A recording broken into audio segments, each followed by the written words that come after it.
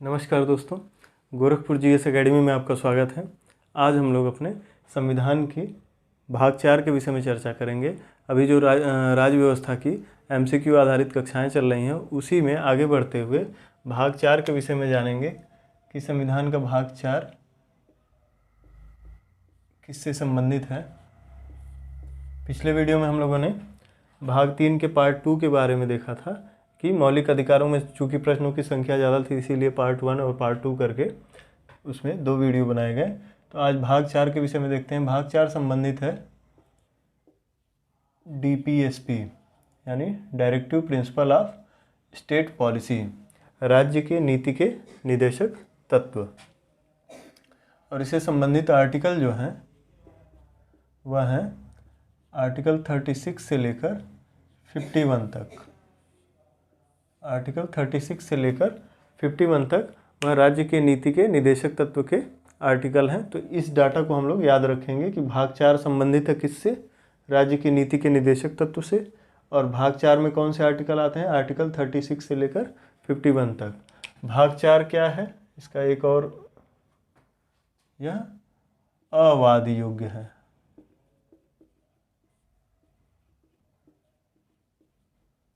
अवाद योग्य है या फिर अप्रवर्तनीय है।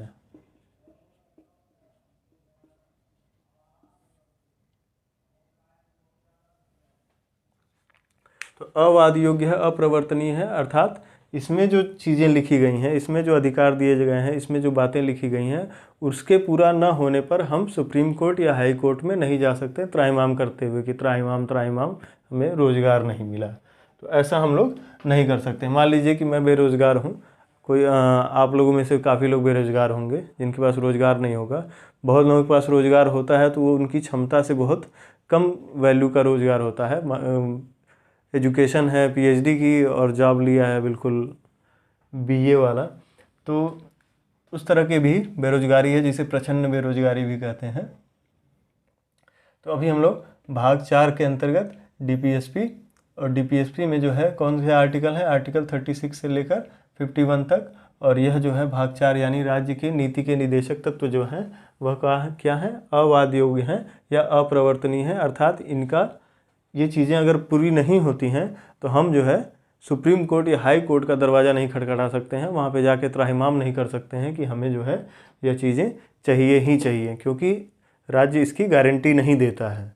यह क्या है, केवल एक उद्देश्य है कि राज्य इस क्षेत्र में आगे बढ़ेगा, इस क्षेत्र में आगे काम करेगा। राज्य जब कोई नीति बनाएगा, कोई पॉलिसी बनाएगा तो इन बातों का ध्यान रखेगा और इनको अपने पॉलिसी में इंक्लूड करते हुए पॉलिसी को आगे लेकर चलेगा। और जैसे जैसे राज्य की क्षमता बढ़ती जाएगी वैसे वैसे इन अधिकारों को वह नागरिकों को देता जाएगा। यानी यह भविष्य के अधिकार हैं जिनको धीरे धीरे राज्य की क्षमताओं के आधार पर, राज्य की जैसे जैसे आर्थिक क्षमता, राज्य की जैसे जैसे सामाजिक क्षमता से यह है कि राज्य की डेमोक्रेसी जैसे जैसे मैच्योर होगी वैसे वैसे यह अधिकार धीरे धीरे करके नागरिकों को सौंपे जाएंगे। शुरुआती कंडीशन में यानी जब देश आज़ाद हो रहा था, जब संविधान लागू हो रहा था, तब यह पॉसिबल नहीं था कि इन अधिकारों को जो है एकदम से नागरिकों को दे दिया जाए, जैसे कि मौलिक अधिकार में किया गया। मौलिक अधिकार में क्या किया गया कि संविधान लागू होने के दिन से ही यानी 26 जनवरी 1950 के दिन से ही नागरिकों को मौलिक अधिकार दे दिए गए। और मौलिक अधिकारों में जो बातें कही गई हैं, वाक और अभिव्यक्ति की स्वतंत्रता की बात हो, या दैहिक प्राण और दैहिक स्वतंत्रता की बात हो, या कानून के समक्ष समानता की बात हो, या धार्मिक स्वतंत्रता की बात हो, अल्पसंख्यकों के हितों की बात हो, यह सारी स्वतंत्रताएँ जो है एकदम से ही दे दी गई जैसे ही संविधान लागू हुआ। लेकिन राज्य के नीति निदेशक तत्व में जो अधिकार हैं, जो बातें हैं, वह भी क्या है, वह भी एक तरह से अधिकार का ही एक रूप है जो राज्य के नीति निदेशक तत्व के माध्यम से दिए गए हैं। लेकिन वह प्रवर्तनीय नहीं है, वो राज्य की तरफ से हमारे लिए गारंटी नहीं है। वह राज्य की क्षमताओं पर निर्भर करते हैं कि राज्य जब सक्षम होगा, वह राज्य जब सक्षम होगा अपने आर्थिक आधार पर, राज्य सक्षम होगा अपने सामाजिक आधार पर, राज्य सक्षम होगा अपने शैक्षणिक आधार पर, यानी नागरिकों की जैसे जैसे शिक्षा बढ़ेगी, नागरिकों को जैसे जैसे सोच में परिवर्तन आएगा वैसे वैसे ही वह अधिकार जो है नागरिकों को सौंपते चले जाएंगे। तो यह समय के साथ मिलने वाली बातें हैं वह एकदम से संविधान लागू होते ही चीज़ें नहीं मिलेंगी। तो यही है हमारा डीपीएसपी यानी directive principle of state policy. तो directive principle of state policy से जो प्रश्न पूछे गए हैं, तो कुछ स्टेटमेंट वाइज प्रश्न थे जिसको हमने नोट कर लिया है और इसको भी हम लोग अच्छे से व्याख्या के आधार पर समझ लेंगे। और इससे संबंधित कुछ ज़्यादातर प्रश्न जो हैं वह आर्टिकल से रिलेटेड आते हैं कि फलाना आर्टिकल में कौन सा है, 41 में क्या है, 51 में क्या है, 40 में क्या है, 44 में क्या है। तो आर्टिकल से रिलेटेड प्रश्न उसमें ज़्यादा पूछे जाते हैं। तो इसलिए हमने इस साइड में कुछ महत्वपूर्ण आर्टिकल जो हैं डीपीएसपी के उसको लिख लिए हैं। तो इसको भी पढ़ना थोड़ा सा ज़रूरी है और जान लेना कि यहाँ से प्रश्न कैसे बनते हैं। और कुछ प्रश्नों को हमने नोट कर लिया है, इनको भी जो है देख लेते हैं। तो आइए पहला प्रश्न देखते हैं हम कि भारत के संविधान के अनुसार निम्न में से कौन सा देश के शासन के लिए आधारभूत है। भारत के संविधान के अनुसार निम्न में से कौन सा देश के शासन के लिए आधारभूत है। तो देश के शासन के लिए कौन सा आधारभूत है, तो विकल्प ए में दिया है कि मूल अधिकार, बी में है मूल कर्तव्य और सी में है राज्य की नीति के निदेशक तत्व और डी में मूल अधिकार और मूल कर्तव्य दोनों हैं। तो यहाँ पे कंफ्यूज नहीं होना है हमें। राज्य के नीति के निदेशक तत्व जो हैं वही क्या है, देश के शासन के लिए आधारभूत हैं।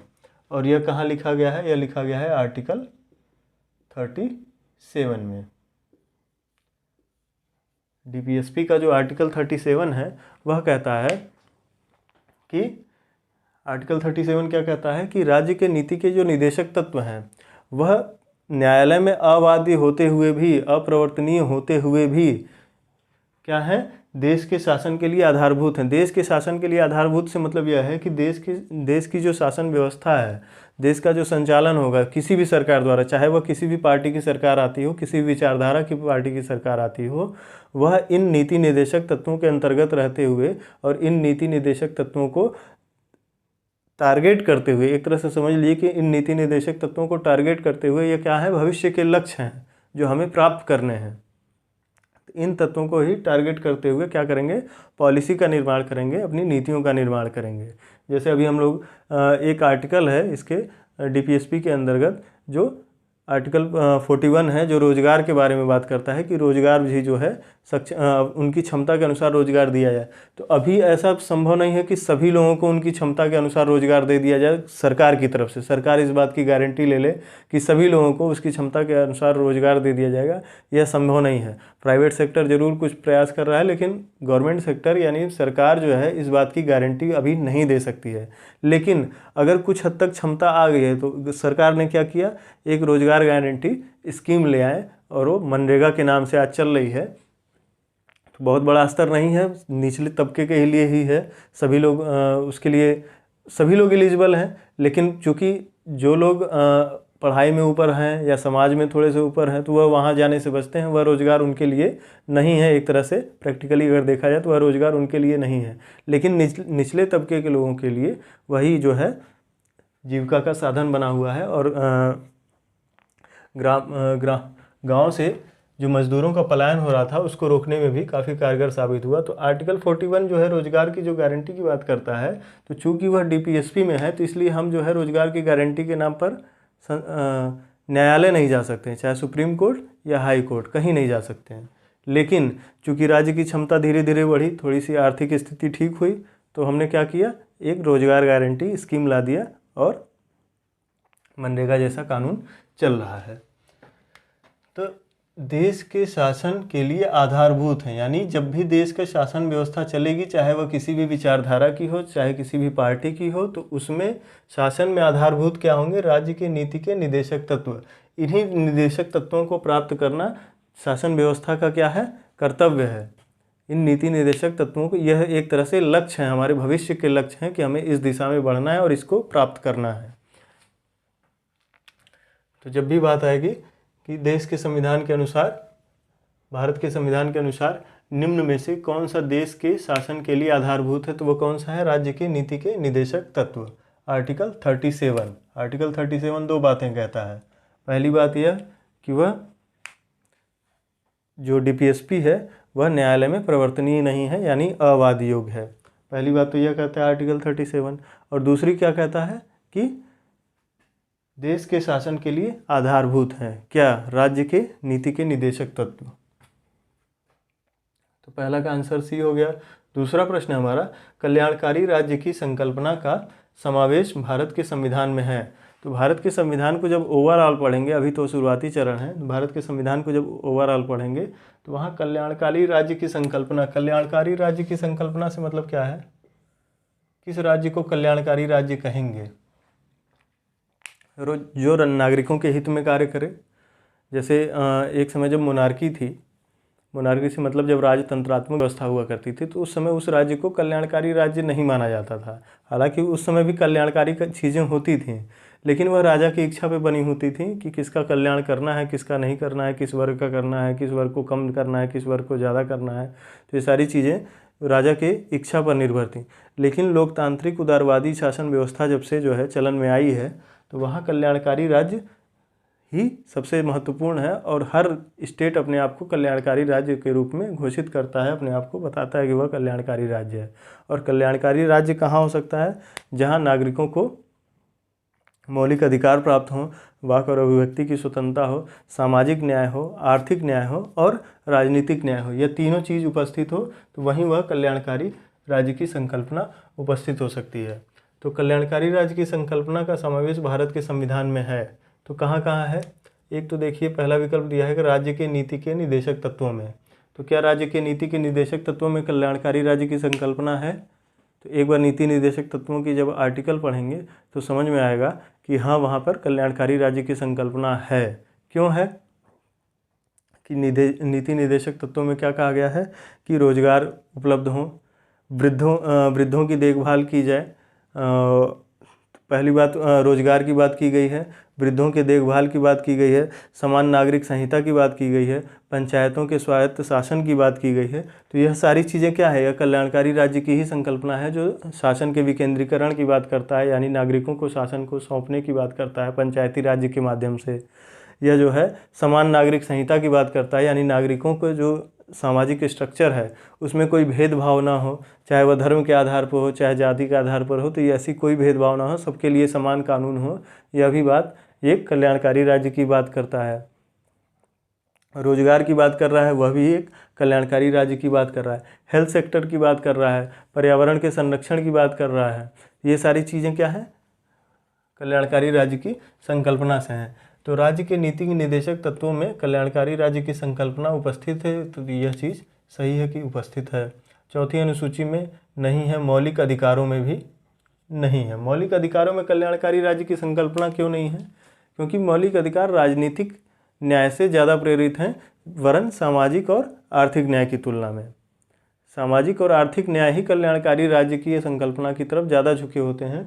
तो सामाजिक और आर्थिक न्याय की तुलना में यह राजनीतिक न्याय की तरफ ज़्यादा झुका हुआ है मौलिक अधिकार। लेकिन जब प्रस्तावना की बात आती है, अब यहाँ पर इस प्रश्न को जरा ध्यान से देखेंगे। प्रस्तावना में जो है क्या कहा गया है? जब हमने प्रस्तावना वाली क्लास ली थी तो हमने बताया था कि प्रस्तावना में क्या कहा गया कि हम भारत के लोग भारत को संपूर्ण प्रभुत्व संपन्न समाजवादी, तो पहली बात समाजवादी धर्मनिरपेक्ष, संपूर्ण प्रभुत्व संपन्न समाजवादी धर्मनिरपेक्ष लोकतंत्रात्मक गणराज्य बनाने के लिए और उसके समस्त नागरिकों को सामाजिक, आर्थिक और राजनीतिक न्याय, तीन तरह के न्याय की बात की गई प्रस्तावना में कि सामाजिक, आर्थिक, राजनीतिक न्याय, वाक अभिव्यक्ति, विचार अभिव्यक्ति, विश्वास, धर्म और उपासना की स्वतंत्रता, विचार अभिव्यक्ति, विश्वास, धर्म और उपासना की स्वतंत्रता। तो यह भी चीज़ें क्या है? कल्याणकारी राज्य की संकल्पना से प्रेरित हैं। तो जब इन सब चीज़ों की बात आती है तो यहाँ पर भी प्रस्तावना में भी कल्याणकारी राज्य की संकल्पना की बात की गई है। परंतु अब विकल्प हमें एक ही चुनना है। A, B, C, D ये अलग अलग दिया हुआ है, तो हमें एक ही विकल्प चुनना है। तो जब राज्य के नीति निर्देशक के तत्व भी उपस्थित हों और प्रस्तावना भी उपस्थित है, तो हम लोग जो है राज्य के नीति निर्देशक के तत्व जो है इसी को सही विकल्प ना मानेंगे, प्रस्तावना को जो है वहाँ पर नहीं चुनेंगे। क्योंकि हमें चूँकि MCQ आधारित कक्षाएं हैं और हमें MCQ कैसे सॉल्व करना है ये चीज़ सीखना है। तो जब दोनों चीज़ें उपस्थित हों अलग अलग ऑप्शन में, तो हम राज्य के नीति निर्देशक के तत्व के संदर्भ में जाएंगे, उसके पक्ष में जाएंगे, प्रस्तावना के पक्ष में नहीं जाएंगे। कभी कभी प्रश्न का स्वरूप बदल जाता है। कभी कभी क्या होगा कि सेम यही चीज़ लिखी रहेगी, यही स्टेटमेंट होगा कि कल्याणकारी राज्य की संकल्पना का समावेश भारत के संविधान में है। विकल्प में होगा राज्य के नीति के निर्देशक तत्व, मौलिक अधिकार, मौलिक कर्तव्य, और नीचे एक विकल्प होगा जो डीपीएसपी यानी राज्य के नीति निर्देशक के तत्व प्लस प्रस्तावना दोनों को शामिल करेगा। तो जब ऐसा प्रश्न आए कि राज्य के नीति निर्देशक के तत्व और प्रस्तावना दोनों एक ही विकल्प में उपस्थित हों, तो हमें वही विकल्प चुनेंगे, हम वही विकल्प चुनेंगे जहाँ पे दोनों उपस्थित हों, डीपीएसपी भी हो और प्रस्तावना भी हो, क्योंकि दोनों में कल्याणकारी राज्य की संकल्पना जो है हमें दिखती है। सॉरी। तो इस प्रश्न के हिसाब से विकल्प ए सही है, लेकिन अगर दोनों एक ही विकल्प में उपस्थित हैं तो वह विकल्प सही होगा अगर उस तरह से प्रश्न पूछ दिया जाए। तीसरा प्रश्न देखते हैं हम लोग। डीपीएसपी के संदर्भ में निम्न कथनों पर विचार कीजिए। ये तत्व, कौन से तत्व? राज्य के नीति के निर्देशक के तत्व। ये तत्व देश के सामाजिक आर्थिक लोकतंत्र की व्याख्या करते हैं। तो अभी हमने बताया कि राज्य के नीति निर्देशक के तत्व जो हैं वह सामाजिक और आर्थिक न्याय की बात करते हैं, सामाजिक और आर्थिक लोकतंत्र की बात करते हैं, और मौलिक अधिकार जो हैं वह ज़्यादा झुके हुए हैं राजनीतिक न्याय की बात, राजनीतिक लोकतंत्र की बात उसमें ज़्यादा उपस्थित है, लेकिन डीपीएसपी में सामाजिक और आर्थिक लोकतंत्र की व्याख्या ज़्यादा है। तो पहला विकल्प, ये पहला स्टेटमेंट हमारा सही है कि डीपीएसपी यानी राज्य की नीति के निर्देशक तत्व जो हैं देश की सामाजिक और आर्थिक लोकतंत्र की व्याख्या करते हैं, तो यह चीज़ सही है।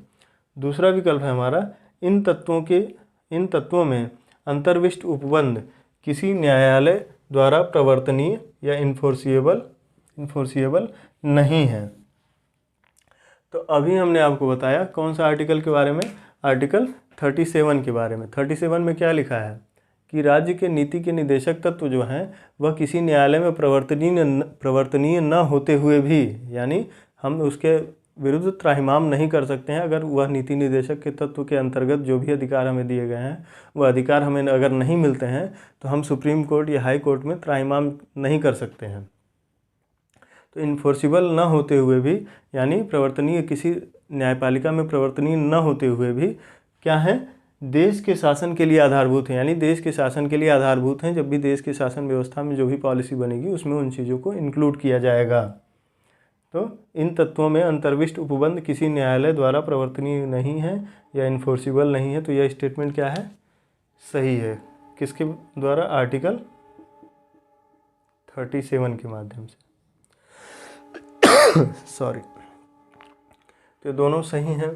तो जैसा भी विकल्प दिया हो कि अगर सही पूछा हो कि दोनों में से कौन से स्टेटमेंट सही हैं तो दोनों सही हैं, अगर गलत पूछा हो कि कौन से गलत हैं तो चूँकि 1 और 2 दोनों सही हैं तो इनमें से कोई नहीं।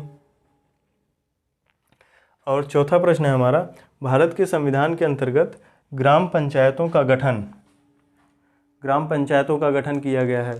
भारत के संविधान के अंतर्गत ग्राम पंचायतों का गठन, यानी जो हम लोगों का पंचायती राज यानी स्वायत्त शासन जो है 73वां और 74वां संविधान संशोधन, 73वां पंचायती राज के संदर्भ में और 74वां जो है किसके संदर्भ में, शहरी निकायों के, जो शहरी निकायों के स्वायत्त शासन के चुनाव होते हैं जो उनके संदर्भ में है। तो 73वां 74वां संविधान संशोधन उन्हीं दोनों के संदर्भ में है, पंचायती राज और शहरी निकाय के संदर्भ में। तो यहाँ पे क्या पूछा है, भारत के संविधान के अंतर्गत ग्राम पंचायतों का गठन किया गया है। तो मूल अधिकार में किया गया है, मूल अधिकार हम लोग पढ़ चुके हैं, वहाँ पर पंचायती राज का कहीं जिक्र नहीं है, मूल कर्तव्य में नहीं है, निदेशक तत्व में उपस्थित है आर्टिकल 40 के माध्यम से।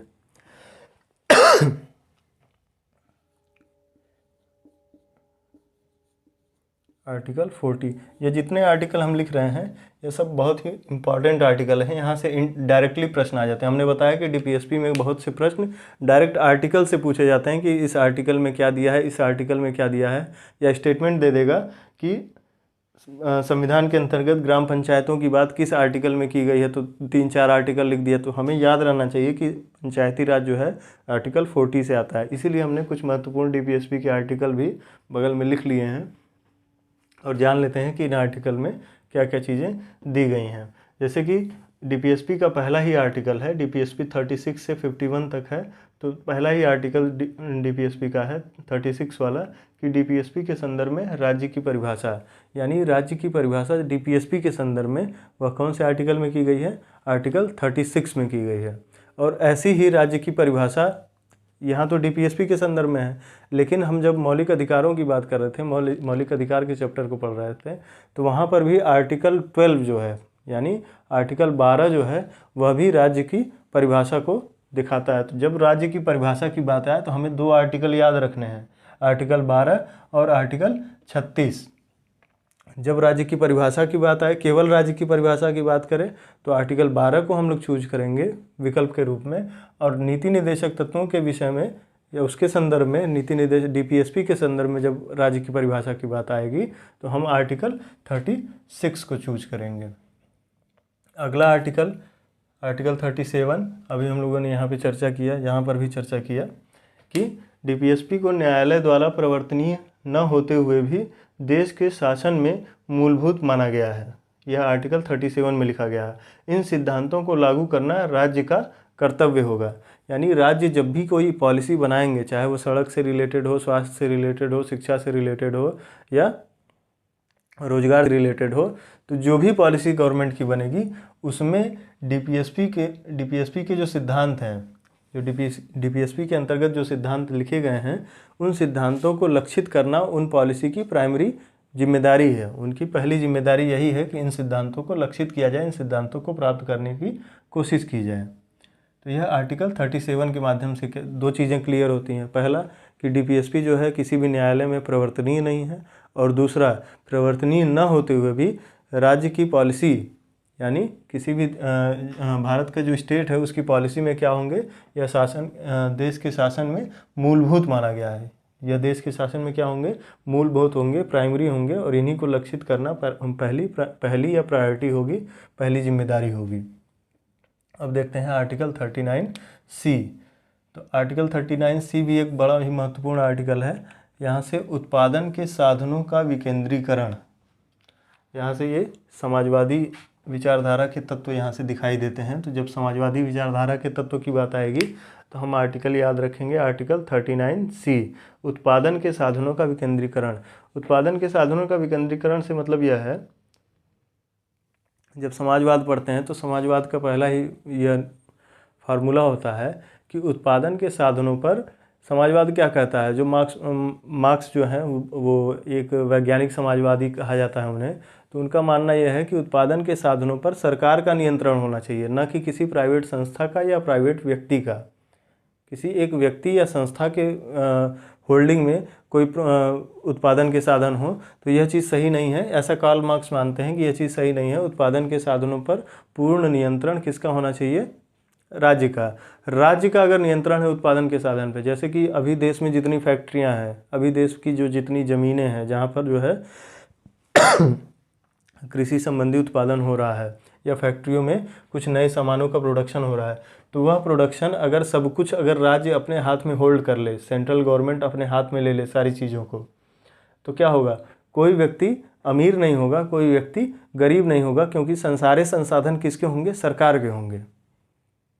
एक बार सोच कर देखिए कि सारे ही संसाधन, जितनी ज़मीनें हैं, चाहे किसी की चल संपत्ति हो, अचल संपत्ति हो, उत्पादन के जितने भी साधन हैं, चाहे कोई भी फैक्ट्री हो, किसी भी चीज़ की फैक्ट्री हो, छोटी से छोटी फैक्ट्री हो, बड़ी से बड़ी फैक्ट्री हो, वह सब किसका हो जाए, सारी चीज़ें राष्ट्रीयकृत कर दी जाएँ और सारे उत्पादन के साधन पर राष्ट्र का यानी देश का नियंत्रण हो, सरकार का नियंत्रण हो, तो गरीबी और अमीरी जो है यह अपने आप समाप्त हो जाएगी। सरकार की नज़र में सभी लोग एक बराबर आ जाएंगे। तो यह समाजवाद का पहला फार्मूला है कि गरीबी को समाप्त करने का सबसे पहला फार्मूला है कि सबको जो है, सबकी संपत्ति पर किसका नियंत्रण हो जाए, राज्य का नियंत्रण हो जाए। लेकिन ऐसा करने पे समस्याएं आती हैं। कभी भी विश्व इतिहास पढ़ेंगे तो समझेंगे कि रूस में ऐसा हुआ तो फिर उसके बाद कैसी कैसी घटनाएं घटी और कैसे लोगों में अकर्मण्यता आने लगी कि भाई अगर अमीर भी गरीब है और गरीब भी गरीब है, यानी सभी लोग एक बराबर आ गए, अगर सभी लोग को एक ही प्लेटफॉर्म पर रख दिया गया, सबकी वैल्यू बराबर हो गई, तो कोई काम नहीं करना चाहता है, कोई आगे नहीं बढ़ना चाहता है, प्रेरणा का कोई स्रोत नहीं रह जाता है जीवन में कि हम आगे बढ़ें, कुछ करें, कुछ प्राप्त करने की कोशिश करें। सारी जिम्मेदारी सरकार की हो गई, सरकार स्वास्थ्य देगी, सरकार शिक्षा देगी, सरकार ही जो है रोजगार देगी, जो मिनिमम वेजेस है वह सरकार देगी, आपको खाने के लिए भी सरकार ही देगी। तो व्यक्ति अपने आप में जो है वह अकर्मण्य हो जाता है, उसको कुछ नया चीज़ करने के कोशिश नहीं करता है, इनोवेशन नहीं हो पाता है, ऐसी चीज़ें हो जाती हैं। तो यहाँ पे क्या लिखा गया कि उत्पादन के साधनों का विकेंद्रीकरण किया जाएगा। मतलब जो भारत का जो संसाधन है, भारत का जो आर्थिक संसाधन है, उसका विकेंद्रीकरण हो, मतलब उस पर कुछ ही लोगों का अधिकार ना हो। आज भी अगर देखिए रिपोर्ट निकाल कर देखेंगे तो समझ में आएगा कि देश के 80% संपदा, जो आर्थिक संपदा है देश की, उस पर गिने चुने 1 से 2% लोगों का ही अधिकार है। अगर देश के 1-2% अमीरों को एक अलग लिस्ट में अलग कर दिया जाए, उनकी पूरी संपत्ति का वैल्यूएशन किया जाए, तो लगभग देश के 80% जो है संपदा है, आर्थिक संपदा है या उत्पादन के साधन हैं, फैक्ट्रियां हैं, ये सारी चीज़ें उन्हीं 1-2% लोगों के पास उपलब्ध हैं। बाकी 98% लोग जो है 20% जो देश की संपत्ति है उसमें जीवन बसर कर रहे हैं। तो सोचिए एक बार, रेशियो देखिए कि कितना उल्टा है कि 2% लोगों के पास 80% संपत्ति है और जो है 98% लोगों के पास केवल 20% संपत्ति है, और उसमें भी कितना फ्लक्चुएशन है आप सोच सकते हैं कि किसी के पास कितना है और किसी के पास कुछ भी नहीं है। तो यही जो है डीपीएसपी का कॉन्सेप्ट है 39C में कि इसका विकेंद्रीकरण किया जाए। जिनके पास बहुत ज़्यादा है उनसे गवर्नमेंट क्या करे कि कुछ ऐसी पॉलिसी बनाए, अपने पॉलिसी के अंतर्गत कुछ ऐसे नियम बनाए, कुछ ऐसे कानून बनाए कि वहाँ से लेकर, यानी जिनके पास ज़्यादा है वहाँ से लेकर और निचले वर्ग को ट्रांसफ़र किया जा सके। तो डायरेक्ट ऐसा नहीं किया जा सकता कि भाई तुम दे दो और हम इन्हें दे रहे हैं। तो पॉलिसी मेकिंग ऐसी हो कि वहाँ से चीज़ें ली जाएं और दूसरे वर्ग को दे दी जाएं, और ऐसा गवर्नमेंट करती भी है। गवर्नमेंट क्या करती है? गवर्नमेंट जो है अनाजों का खरीद करती है और उसको पीडीएस के माध्यम से गरीबों में बांट देती है। तो ऐसा गवर्नमेंट करती भी है। तो संसाधनों को ये तो हो गया उत्पाद का वितरण, जो ये खाद्य सामग्री वगैरह बट रही है, यह उत्पाद का वितरण। उत्पादन, ये हमारा जो लक्ष्य होगा वह लक्ष्य होगा उत्पादन के साधनों का विकेंद्रीकरण, यानी फैक्ट्रियों का विकेंद्रीकरण। फैक्ट्रियों के जो मालिक हैं उस ऐसा ना हो कि केवल वही 2-4 लोग सारी फैक्ट्रियों के मालिक हो जाएं। सबको यह मौका दिया जाए कि छोटी छोटी फैक्ट्रियाँ सभी लोग खोलें, छोटे अपने उद्योग चलाएँ, सभी लोग अपने जीवन में आगे बढ़ने का प्रयास करें। कुछ ही लोग सारी चीज़ों पर कब्जा करके न बैठें। और आर्टिकल 39D क्या कहता है? आर्टिकल 39D कहता है स्त्रियों और पुरुषों को समान कार्य के लिए समान वेतन। यहाँ पर आपको सामाजिक न्याय का सिद्धांत दिखाई देगा। अभी जो यहाँ प्रश्न में था कि ये तत्व देश के सामाजिक आर्थिक लोकतंत्र की व्याख्या करते हैं। तो यहाँ पे देखिए, इससे जो है आर्थिक लोकतंत्र की चीज़ें दिखाई देती हैं। लोकतंत्र का मतलब क्या है कि सबको समान अधिकार। अगर राजनीतिक लोकतंत्र है यानी सबके वोट की वैल्यू बराबर है, तो उत्पादन के साधनों पर भी सबका जो है नियंत्रण बराबर होना चाहिए। तब क्या होगा? आर्थिक लोकतंत्र होगा। और स्त्री और पुरुषों को समान कार्य के लिए समान वेतन दिया जाए, तो यह क्या होगा? एक तरह से सामाजिक न्याय की बात होगी। तो आर्टिकल 39D क्या कहता है कि स्त्री और पुरुषों को समान कार्य के लिए समान वेतन दिया जाए।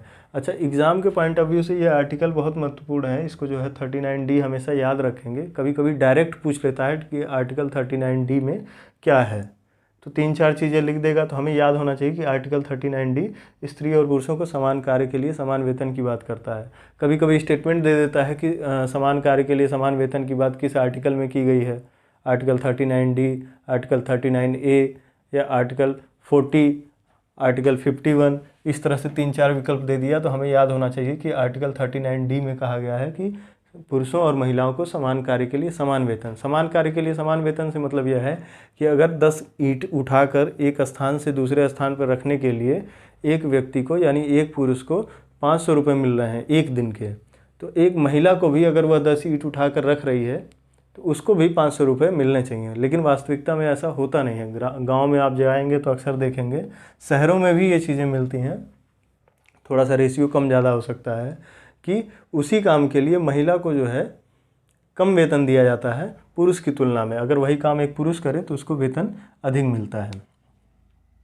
अगला आर्टिकल है हमारा आर्टिकल 39 क। तो निःशुल्क कानूनी सहायता, यह भी जो है एक महत्वपूर्ण आर्टिकल है और कई बार प्रश्न पूछ लिया जाता है। देखिए प्रश्न पूछने का वो कैसे तरीका बदल देते हैं। वो क्या करेंगे कि एक स्टेटमेंट देंगे, डायरेक्ट एक स्टेटमेंट आएगा कि निःशुल्क कानूनी सहायता की चर्चा की गई है।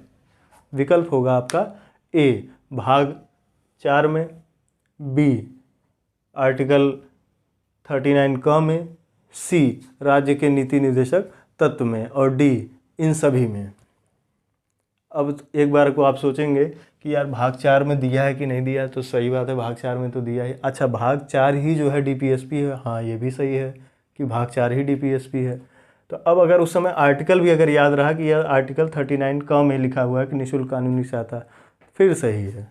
फिर सही है मतलब क्या सही है कि तीनों सही है, यानी डी जो विकल्प होगा वह सही है और निःशुल्क कानूनी सहायता के संदर्भ में जो आपका प्रश्न होगा वह सही हो जाएगा। अगर यह आर्टिकल नहीं याद रहा तो यहाँ से तो पकड़ लेंगे कि भाग 4 में भी है और डीपीएसपी में भी दिया है, तो फिर हम कंफ्यूज होने लगेंगे कि किसको चूज़ किया जाए, भाग 4 को चूज़ किया जाए यानी ए को चूज़ किया जाए या बी को चूज़ किया जाए, डीपीएसपी को चूज़ किया जाए। दोनों सही लग रहा है लेकिन सी के बारे में हम कंफर्म नहीं है कि 39 ए में ही ये चीज़ लिखी है या नहीं लिखी है।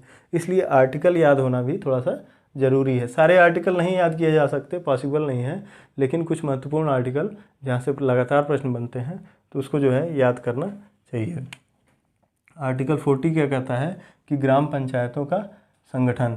जानते हैं ग्राम पंचायतें कितनी संवेदनशील चीज़ हैं अपने लोकतंत्र में। लोकतंत्र का तीसरा चरण कहा जाता है उसे।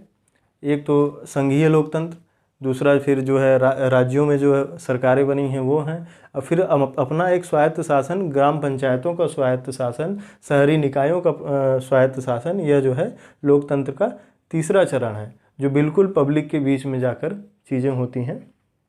तो लोकतंत्र का मतलब ये होता है कि आम व्यक्ति को कितना ज़्यादा आप वैल्यू दे सकते हैं, एक आम नागरिक है उसको कितना ज़्यादा अधिकार दे सकते हैं। तो ग्राम पंचायतों का संगठन क्या है, आर्टिकल 40 में है।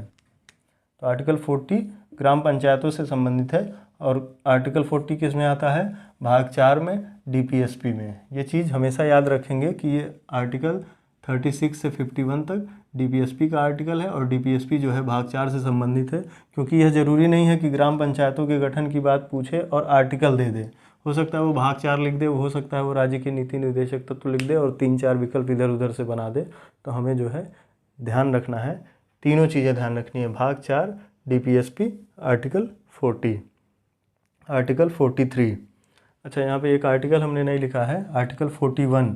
तो 41 जो है वह रोजगार के संदर्भ में है, रोजगार की बात करता है। आर्टिकल 41 रोजगार की बात करता है। रोजगार से संबंधित अगर कोई प्रश्न है तो आप आर्टिकल 41 को देखेंगे। यहाँ आर्टिकल 43 को देखते हैं कि कर्मचारियों को निर्वाह मजदूरी, कुटीर उद्योग विकास। कुटीर उद्योग विकास जो है यह गांधीवाद से संबंधित है। गांधीवाद को जब पढ़ेंगे, गांधी जी जो है कुटीर उद्योग, बड़े भारी उद्योगों के विरुद्ध थे और कुटीर उद्योग जो छोटे छोटे उद्योग धंधे गांव में घरों में अपने अपने जो चलाए जाते हैं उसके पक्ष में गांधी जी थे, क्योंकि उनका मानना था कि कुटीर उद्योग ही भारत की बड़ी जनसंख्या के रोजगार के लिए सही साबित होंगे। कुछ बड़े उद्योग लगाने से कुछ ही स्किल्ड लोग जो हैं उसमें रोजगार के साधन प्राप्त कर सकेंगे, लेकिन अगर हर घर में कुटीर उद्योग लगने लगे तो सभी लोग उसमें जो है इन्वॉल्व रहेंगे, पूरा परिवार इन्वॉल्व रहेगा और सबको जो है रोजगार उपलब्ध होगा। ऐसा आर्टिकल 43 यानी कर्मचारियों को निर्वाह मजदूरी से मतलब यह है कि वह मिनिमम वेजेज उनको प्राप्त हो जिससे उनका जीवन यापन हो सके। और कुटीर उद्योग विकास, तो चूंकि कुटीर उद्योग विकास यहाँ लिखा है और यह गांधीवाद से संबंधित है, इसलिए यह आर्टिकल जो है ज़्यादा महत्वपूर्ण हो जाता है, आर्टिकल 43। आर्टिकल 43 का जो है वह उद्योगों के प्रबंधन में मजदूरों की भागीदारी। यह भी क्या है, समाजवाद का एक तत्व है। उद्योगों के प्रबंधन में, मान लीजिए उद्योग लगा है, उद्योग तो टाटा बिरला सब बड़े, रिलायंस जो है बड़े इंडस्ट्रियलिस्ट जो है लगा रहे हैं, वहाँ पे उस उद्योग के प्रबंधन की जिम्मेदारी इन बड़े इंडस्ट्रियलिस्ट की होती है। इनके जो बड़े पदाधिकारी हैं वही प्रबंधन करते हैं।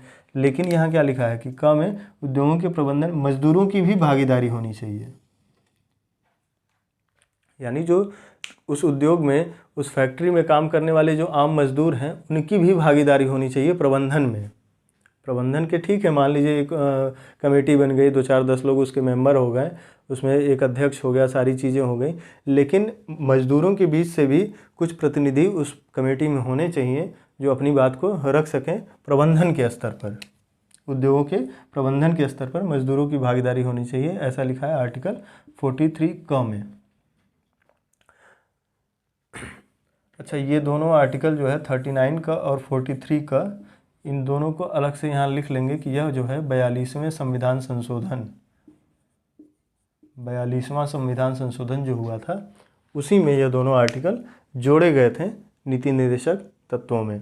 नीति निर्देशक तत्वों में 2 आर्टिकल जोड़े गए थे, आर्टिकल 39 का यानी निःशुल्क कानूनी सहायता और आर्टिकल 43 का उद्योगों के प्रबंधन में मजदूरों की भागीदारी। यह जो है संविधान में जोड़ा गया था 42वें संविधान संशोधन के माध्यम से। आर्टिकल 33 का जो है सहकारी समितियों का उन्नयन, तो सहकारी समितियों का उन्नयन जो है वह किसमें है, आर्टिकल 43 ख में। यहाँ से भी 1-2 बार प्रश्न बने हैं, इसलिए जो है हमने इस आर्टिकल को नोट किया कि सहकारी समितियों का उन्नयन जो है किस आर्टिकल में है, तो आर्टिकल 43 ख में है, DPSP में है, भाग 4 में है। आर्टिकल 44 समान नागरिक संहिता, ये बड़ा ही चर्चित टॉपिक है आज के समय में। जो भी लोग करंट को फॉलो करते हैं या वर्तमान गवर्नमेंट को देख रहे हैं तो सभी लोग इस तरफ सबका झुकाव है कि कश्मीर के बाद जो जम्मू कश्मीर का जो लोगों ने आर्टिकल 370 को संशोधित किया और उसका स्पेशल प्रिविलेज हटाकर 2 यूटी में परिवर्तित कर दिया, जम्मू कश्मीर और लद्दाख के मामले में। तो एक तो वह मुद्दा बीजेपी ने जो है सॉल्व किया एक तरह से, और दूसरा एक राम मंदिर उनके लिए बहुत ही महत्वपूर्ण मुद्दा था। अब तीसरा जो पक्ष है, जिस तरफ वो जाएंगे या जिस तरफ उनको जाना है, तो राजनीतिक पंडित कहते हैं कि अब वह आर्टिकल 44 की तरफ जाएंगे और समान नागरिक संहिता जो है समान नागरिक संहिता लागू करने का प्रयास करेंगे। इसलिए आर्टिकल 44 महत्वपूर्ण नहीं है, क्योंकि समान नागरिक संहिता जो है भारतीय संघ की संविधान सभा के सबसे महत्वपूर्ण उद्देश्यों में से एक है। संविधान सभा के जो सदस्य थे उनका ऐसा मानना था कि जो भारत के नागरिक हों, चाहे वह किसी भी धर्म से हों, किसी भी जाति के हों, उनकी जो है सामाजिक नियम कानून और कायदे, चाहे वह वैवाहिक नियम हो, तलाक संबंधी नियम हो, या बच्चे को गोद लेने से संबंधित नियम हो, यह सारे नियम जो है सबके लिए समान होने चाहिए। ऐसा कौन चाहते थे? संविधान सभा के सदस्य चाहते थे, और इसीलिए इस आर्टिकल को जो है इंक्लूड किया गया।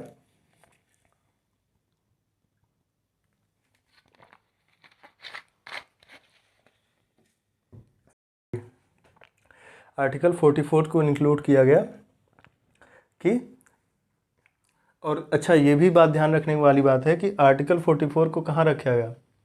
DPSP में रखा गया। इसको जो है मौलिक अधिकार में नहीं रखा गया। अगर मौलिक अधिकार में रखा गया होता तो क्या होता? जैसे ही 26 जनवरी 1950 को संविधान लागू हुआ, उसी दिन से समान नागरिक संहिता लागू हो जाती। फिर कोई हिंदू, कोई मुस्लिम, सबके धर्म तो ठीक है, अलग अलग हैं, लेकिन नियम कानून, शादी विवाह के नियम कानून, तलाक, गोद लेना, बच्चे का अधिकार, ये सारी चीज़ें क्या हो जाती? सबकी बराबर हो जाती हैं। चाहे वो हिंदू हो, मुस्लिम हो, सिख, ईसाई, किसी भी धर्म के हो, सबकी जो है क्या होती ये चीज़ें, यानी नियम कानून, समाज के जो नियम कानून हैं, जो सामाजिक स्ट्रक्चर है, वह एक तरह से बराबर हो जाता अगर यह चीज़ जो है किस में रख दी जाती? मौलिक अधिकार में। लेकिन यह मौलिक अधिकार में न रखकर DPSP में रखी गई। DPSP में रखने का मतलब क्या हुआ कि यह भविष्य का लक्ष्य है कि भविष्य की सरकारें, भविष्य में जो भी भारत में सरकारें बनेंगी, उनका यह लक्ष्य है, उनका ये काम है कि वह जो है इस चीज़ को लागू करें जब डेमोक्रेसी थोड़ी सी मैच्योर हो जाए। उस समय जान ही रहे हैं कि धर्म के आधार पर देश का विभाजन हुआ। अगर उसी समय ऐसी चीज़ें हो जाती तो अलग, उसका माहौल बड़ा अलग पड़ता, अलग ही तरह का इफेक्ट हो जाता भारत पर। तो उस समय यह पॉसिबल नहीं था कि इसको जो है मौलिक अधिकार के रूप में घोषित कर दिया जाए, इसलिए इसको भविष्य के लक्ष्य के रूप में डीपीएसपी के अंदर रखा गया। तो आर्टिकल याद रखेंगे, आर्टिकल 44 डीपीएसपी और भाग 4 किससे संबंधित है? समान नागरिक संहिता से संबंधित है। आर्टिकल 46 देखते हैं। तो सुप्रीम को आर्टिकल 46 क्या कहता है? SC ST अन्य दुर्बल वर्ग के विषय में स्पेशल स्टेटस यानी स्पेशल कार्य करने के, इनको ऊपर उठाने के लिए कार्य करने का जो है आर्टिकल है आर्टिकल 46, यानी अनुसूचित जाति, अनुसूचित जनजाति और अन्य जो दुर्बल वर्ग हैं इनको ऊपर उठाने का कार्य किया जाए, ऐसा कौन कहता है? आर्टिकल 46 डीपीएसपी के माध्यम से। यह भी चीज़ें जो है तुरंत लागू नहीं की गई, मौलिक अधिकार के माध्यम से इसको जो है भविष्य के लक्ष्य के रूप में रखा गया संविधान सभा के सदस्यों के द्वारा, और यह भी सामाजिक न्याय से प्रेरित है। यानी जो अभी हम लोगों ने देखा कि यह भी एक क्या है? सामाजिक न्याय की बात है। यहाँ पर भी यह सामाजिक न्याय की बात है। उत्पादन के साधनों का विकेंद्रण सामाजिक न्याय की बात है। ग्राम पंचायतों का संगठन गांधीवाद से संबंधित है। कुटीर उद्योग गांधीवाद से संबंधित है। तो यहाँ पर कई विचारधाराएं जो हैं एक साथ जोड़कर डीपीएसपी के माध्यम से जोड़ी गई हैं, तो उसी में यह भी उपस्थित है। यह सामाजिक न्याय से संबंधित है। इसकी अनुसूचित जाति, अनुसूचित जनजाति और अन्य दुर्बल वर्ग को उनके सामाजिक उत्थान के लिए सरकारें कार्य करें, ऐसा जो है लिखा गया किसमें? आर्टिकल 46 में। आर्टिकल 50 क्या कहता है? राज्य की लोक सेवाओं में कार्यपालिका से न्यायपालिका पृथक्करण। अब यहाँ कार्यपालिका और न्यायपालिका के बीच शक्ति पृथक्करण की बात किस में की गई? आर्टिकल 50 में। राज्य की लोक सेवाओं में कार्यपालिका से न्यायपालिका का पृथक्करण, यानी कार्यपालिका से न्यायपालिका के पृथक्करण की चर्चा किस आर्टिकल में की गई? आर्टिकल 50 में की गई। आर्टिकल 50 अनुच्छेद 50 में कार्यपालिका से न्यायपालिका के पृथक्करण की बात अनुच्छेद 50 में की गई। अनुच्छेद 50 किस में है? भाग 4 में है, और भाग 4 किससे संबंधित है? डीपीएसपी से संबंधित है। अब आर्टिकल 51, यह सबसे महत्वपूर्ण आर्टिकल है इस पूरे चैप्टर का, क्योंकि ये सब आर्टिकल के मामले में सबसे ज़्यादा प्रश्न जो है यहीं से बने हैं कि आर्टिकल 50 क्या है, आर्टिकल 51 क्या है, आर्टिकल 51 किससे संबंधित है। तो आर्टिकल पे जब भी प्रश्न बने हैं डीपीएसपी में, तो अगर 6 बार प्रश्न बने हैं तो 2 बार प्रश्न, जैसे 4 बार तो इधर उधर से दुनिया भर के आर्टिकल हैं वहाँ से बने हैं, लेकिन 6 में 2 बार आपको मिलेंगे प्रश्न 51वें आर्टिकल से। और 51वां आर्टिकल कहता है अंतर्राष्ट्रीय शांति एवं सुरक्षा की अभिवृद्धि, यानी डीपीएसपी का जो 51वां आर्टिकल है, 51वां आर्टिकल है, वह कहता है अंतर्राष्ट्रीय शांति एवं सुरक्षा की अभिवृद्धि। तो प्रश्न जो है कैसे कैसे बदलते हैं उसको एक बार समझ लेते हैं कि लिखेगा क्या कि अंतर्राष्ट्रीय शांति एवं सुरक्षा की अभिवृद्धि संबंधित है। विकल्प में होगा ए मौलिक अधिकारों से, विकल्प बी होगा मौलिक कर्तव्य से, विकल्प सी होगा राज्य के नीति के निदेशक तत्व से, विकल्प डी होगा कि डीपीएसपी और मौलिक अधिकार दोनों से। तो हमें ध्यान रखना है कि अंतर्राष्ट्रीय शांति और सुरक्षा की अभिवृद्धि जो है वह डीपीएसपी से संबंधित है, न कि मौलिक अधिकार से संबंधित है। तो इस बात को ध्यान रखेंगे। इसी तरह एक दूसरा तरीका है पूछने का कि अंतर्राष्ट्रीय शांति एवं सुरक्षा की अभिवृद्धि का संबंध है आर्टिकल 51 से, आर्टिकल 50 से, आर्टिकल 12 से या आर्टिकल 1 से। तो हमें यह ध्यान रखना है कि आर्टिकल 51 ही जो है अंतर्राष्ट्रीय शांति और सुरक्षा से संबंधित है। आर्टिकल अंतर्राष्ट्रीय शांति और सुरक्षा, अंतर्राष्ट्रीय शांति एवं सुरक्षा की अभिवृद्धि जो है वह भाग 4 से संबंधित है। इस बात को भी ध्यान रखना है। तो भाग 4 में डीपीएसपी और डीपीएसपी के अंतर्गत आर्टिकल 36 से लेकर 51 और 51वां आर्टिकल जो है अंतर्राष्ट्रीय शांति एवं सुरक्षा की अभिवृद्धि की बात करता है। इस चीज़ को ध्यान रखेंगे।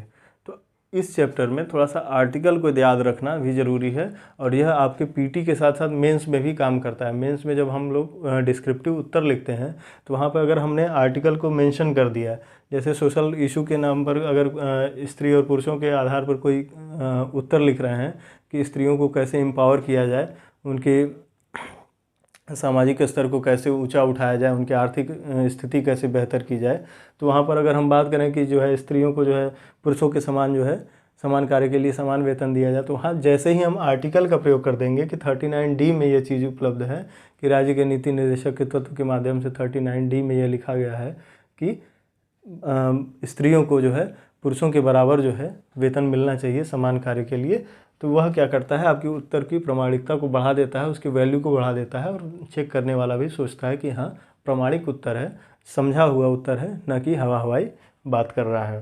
तो यह मेंस में भी आपके उत्तर को अधिक वैल्यूएबल बना देता है जब उसमें आप आर्टिकल को मेंशन कर देते हैं। सभी आर्टिकल याद कर पाना मुश्किल है, लेकिन कुछ जो महत्वपूर्ण आर्टिकल हैं उन्हें याद ही कर लेना चाहिए।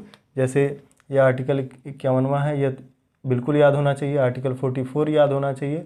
39D याद होना चाहिए, 39D बिल्कुल याद होना चाहिए।